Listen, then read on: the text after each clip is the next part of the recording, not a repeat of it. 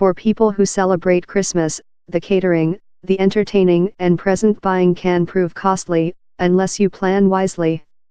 Bargain hunters have picked up their gifts earlier in the year as well as on the discount days of Black Friday and Cyber Monday last month.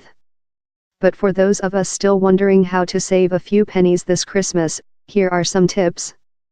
Wendy Berry Smith, from Cleveland, USA, makes garlands out of popcorn and drapes them on her tree. She told the Newsbay she was happy to share her idea as it helps to feed the wildlife too. Investing in a fake tree can save you money as it can be used over and over again. And if you're short on space, how about half a Christmas tree? They do exist.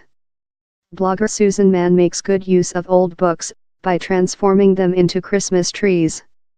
Instead of sending a card by snail mail, you could send an e-card or Christmas gift. If you still prefer the paper kind, how about making your own by recycling last year's cards and wrapping paper?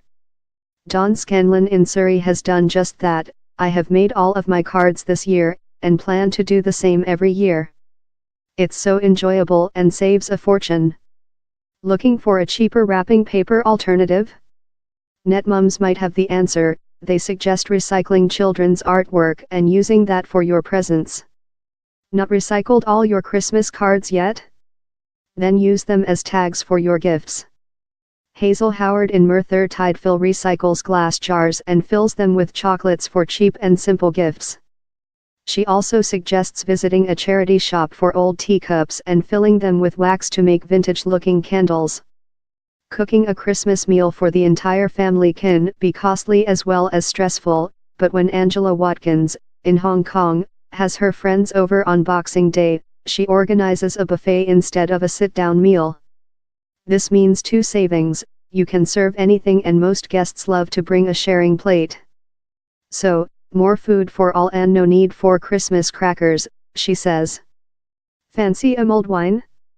Why not make your own? Asks Victoria Scott.